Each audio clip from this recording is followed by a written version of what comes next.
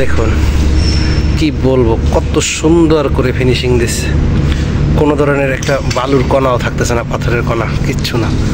আর এই পাশে যে লেবারগুলো দেখতেছেন, ওরা এই গাড়িতে পানি ভরা লাগে, তেল ভরা লাগে, ওইগুলো কোনো কিছু যদি প্রয়োজন হয় আসবার পর তো, বা ওই যে ড্রাইভার আছে কম্পিউটার যে চালায়, তার যদি কিছু প্রয়োজন হয় সেগুলো এনে দেয়। দেখুন ওই একটা কত সুন্দর, এই একটা।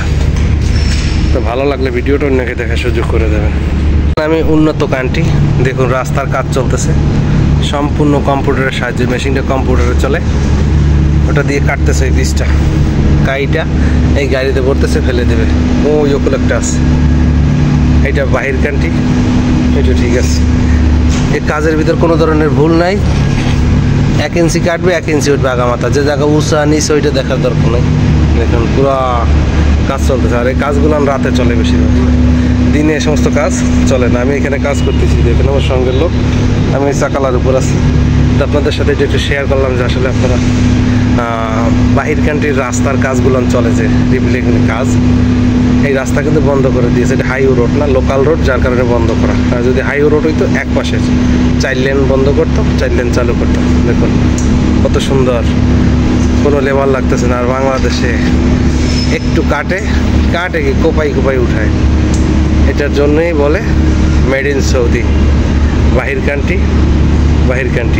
কান্ট্রির সাথে কোনো কান্ট্রির লাগে তুলনা হবে না, বাংলাদেশের লাগে তো তুলনা করাই যাবে না। কেননা বাংলাদেশ শুধু আকামে জড়িত, মানে কীভাবে মাল কম দেবে, রাস্তায় পিস কম দেবে, খালি খোয়া ডালকে দিয়ে যাবে। আর দেখো সব পাথরের কাজ, দেখুন কত সুন্দর।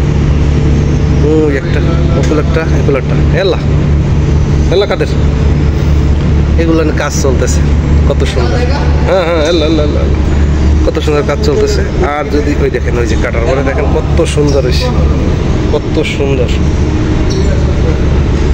সুন্দরভাবে একটু ধুলাও থাকতেছে না, কাইটে নিয়ে যাচ্ছে। দেখতে পাচ্ছেন, এই যে দেখেন ও যতটুকু মাপ দিয়েছে ততটুকু একবারে কাইটে নিয়ে যাচ্ছে ফিনিশিং দিয়া। কত সুন্দর কাজের কোয়ালিটি দেখুন, রাস্তা 1 ফুট ধুলাও নেই।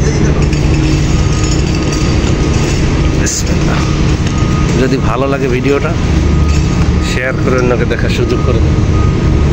আদা বাকি এই পরিশ্রম করে বাংলাদেশে রেমিটেন্স পাঠায়, এইগুলোকেই বলে রেমিটেন্স যোদ্ধা।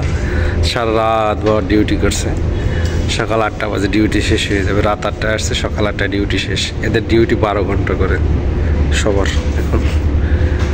তো এই আসে, আসলে কি বলবো, বলার কোনো ভাষা নাই। তারা যদি এখানে কেউ ক্লান্ত হয় বা অসুস্থ হয়, তাদের পাশে দাঁড়ানোর মতন কেউ নাই, এখানে সবাই কাজ করতেছে। তো সবাই ভিডিওটা ভালো লাগলে অন্যকে দেখার সুযোগ করে দেবেন।